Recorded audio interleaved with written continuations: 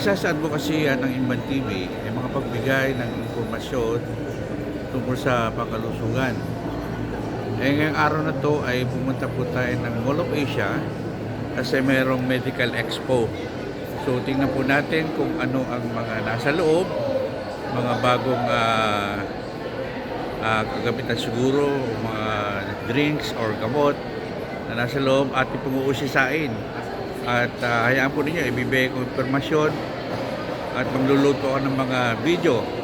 Samahan niyo po ako sa araw na to at ating libutin ang expo dito sa MOA. Ayan po ang gate, ang entrance.